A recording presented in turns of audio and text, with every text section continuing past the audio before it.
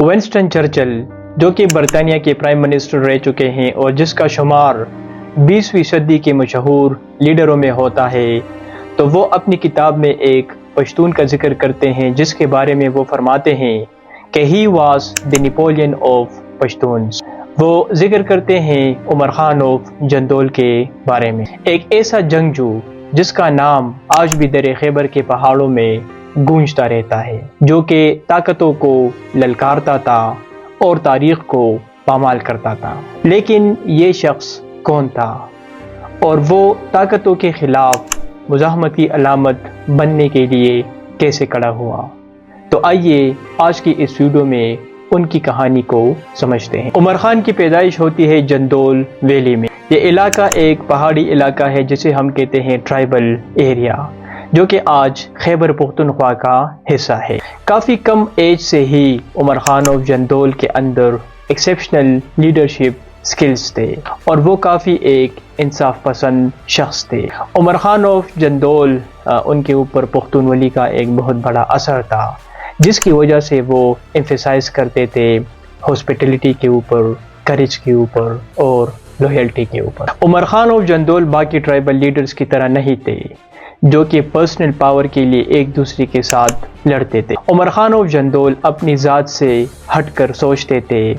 اور ان کی یہ خواہش تھی کہ قبائلی علاقے میں جتنے بھی پشتون ٹرائبس ہے جو کہ فریگمنٹڈ ہے، تو ان سب کو اکٹھا کیا جائے اور ان کو یونائٹڈ کیا جائے، کیونکہ وہ جانتے تھے کہ یونٹی بہت ایک اہم چیز ہے اور اگر پشتون اکٹھے ہوں گے، یونائٹڈ ہوں گے، ان کے اندر اتفاق ہوگا تو وہ کسی بھی ایکسٹرنل پاور کو ریزسٹ کر سکتے ہیں۔ 1880s میں جندول کے لیڈر بننے کے بعد عمر خان فوکس کرتے ہیں کنسولیڈیٹنگ پاور کے اوپر اور وہ الائنسز کریٹ کرتے ہیں سوات کے ساتھ، دیر کے ساتھ اور باجوڑ کے ساتھ۔ اب اس کے پیچھے ریزن یہ تھا کہ اس وقت دو پاورفل امپائرز تھے اس ریجن میں۔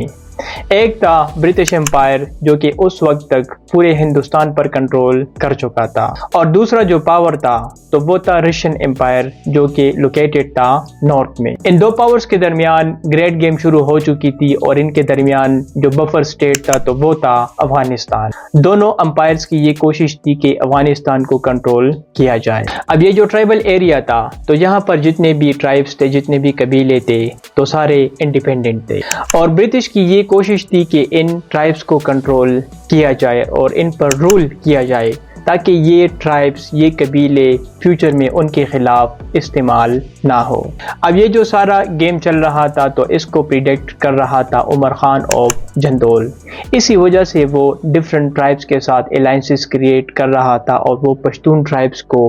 ایملگیمیٹ کر رہا تھا، یونائٹ کر رہا تھا، اور اس کے علاوہ انہوں نے اپنے علاقے کے لوگوں کو اکٹھا کیا تھا اور ایک ملٹری بھی بلڈ کی تھی اور ان کو انہوں نے ٹریننگ دینا بھی شروع کی تھی۔ 1897 میں ڈیورنٹ لائن کی وجہ سے پشتون ٹرائبس بغاوت کرتے ہیں انگریز کے خلاف۔ اب مسئلہ کریٹ ہوتا ہے چترال میں، جدھر چترال فورٹ تھا جس میں ایک بہت بڑی تعداد میں برٹش ملٹری موجود تھی، تو اس فورٹ کو پشتون ٹرائبس گھیرے میں لیتے ہیں۔ اب اس کو ریسکیو کرنے کے لیے برٹش لانچ کرتے ہیں ملاکن ایکسپیڈیشن اور تقریباً کچھ 40,000 ٹروپس کو وہ ڈپلوائے کرتے ہیں اور وہ مارچ کرتے ہیں ٹورڈز چترال، اور ان کا یہ پلان تھا کہ ان سارے پشتونوں کو کرش کیا جائے اور اس ریجن پر کنٹرول کیا جائے۔ اگرچہ برٹش ملٹری کی تعداد بہت زیادہ تھی، ان کے پاس بیسٹ ویپنز تھے اور ٹیکنالوجیکلی بھی وہ بہت زیادہ ویل اکوپڈ تھے، لیکن جو برٹش ملٹری تھی تو وہ کنونشنل وار کے لیے ٹریننگ کی گئی تھی، گوریلا وار کے لیے نہیں تھی۔ اور جو ٹرائبل کے لوگ تھے تو وہ پہاڑوں کے لوگ تھے، پہاڑوں میں رہتے تھے، یہاں پر وہ پیدا ہوئے ہیں اور وہ ان پہاڑوں کو انگریز سے بہت خوب جانتے تھے اور وہ گوریلا تھے، سارے گوریلا ٹیکٹکس کو وہ جانتے تھے۔ اب جب جندول کو یہ رپورٹ آتی ہے تو ان کی یہ کوشش ہوتی ہے کہ برٹش ملٹری کو راستے میں ہی روکا جائے، لہٰذا وہ آتے ہیں ملاکن پاس کی طرف، اور ملاکن پاس میں وہ بہت سارے جو کی پوزیشنز تھے تو ان ایریا کو وہ گھیرے میں لیتے ہیں اور ان پہاڑوں کو وہ چیلنجنگ بناتے ہیں برٹش ملٹری کے لیے۔ جب برٹش ملٹری مارچ کرتے ہیں ملاکن پاس کی طرف اور جب وہ وہاں پر پہنچتے ہیں تو وہ ایکسپیکٹ کر رہے تھے کہ ان کو وکٹری جلد ہی حاصل ہوگی، لیکن انہوں نے پشتونوں کے ٹیکٹکس کو اور ان کے ڈٹرمنیشن کو انڈر اسٹیمیٹ کیا تھا، اور جب وہ وہاں پر پہنچتے ہیں تو پشتونز جو کہ پہاڑوں میں چھپ کر ان کا انتظار کر رہے تھے،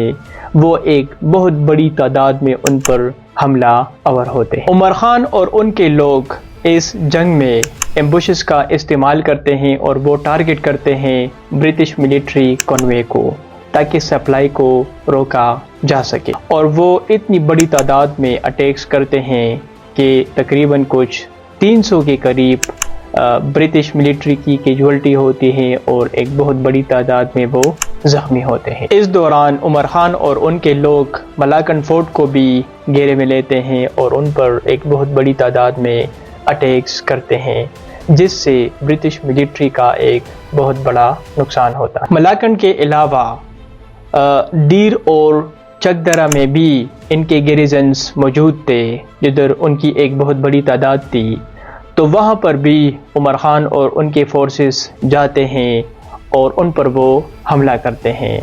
اور ان دو ایریاز میں بھی برٹش ملٹری کا بہت بڑا نقصان ہوتا ہے۔ اس جنگ میں پشتون ٹرائبز کا بھی ایک بہت بڑا نقصان ہوتا ہے، بہت سارے ولیجز ڈسٹروائے ہوتے ہیں،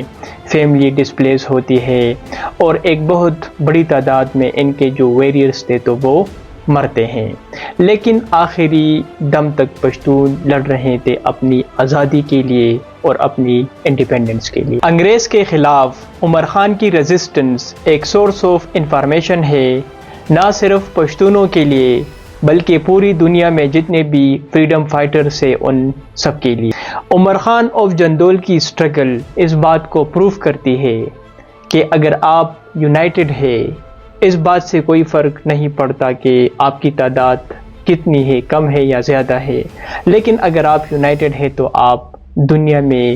کسی بھی گلوبل پاور کو چیلنج کر سکتے ہیں۔ پاکستان کی تاریخ میں ہمیں بتایا جاتا ہے کہ ہمارے جو ہیروز ہیں تو وہ محمد بن قاسم ہے، وہ محمود غزنوی ہے، اور وہ غوری ہے، اور وہ مغلز ہے، لیکن اصل میں جو پشتون کے جو ہیروز ہے تو وہ عمر خان آف جندول ہے، وہ فقیر ایپی ہے، اور وہ باچا خان ہے۔ یہ جو محمد بن قاسم ہے یا محمود غزنوی ہے یا غوری ہے تو ان کا تعلق اس خطے سے نہیں تھا، یہ تو یا عرب سے آئے تھے یا پھر سینٹرل ایشیا سے آئے تھے، تو یہ ہمارے ہیروز ہیں، اور اسی وجہ سے چرچل نے اپنی کتاب میں بتایا تھا کہ Umar Khan of Jandol was the Napoleon of Pashtuns, کیونکہ ان کی بہادری سے وہ بہت زیادہ متاثر ہوئے تھے۔ Thank you.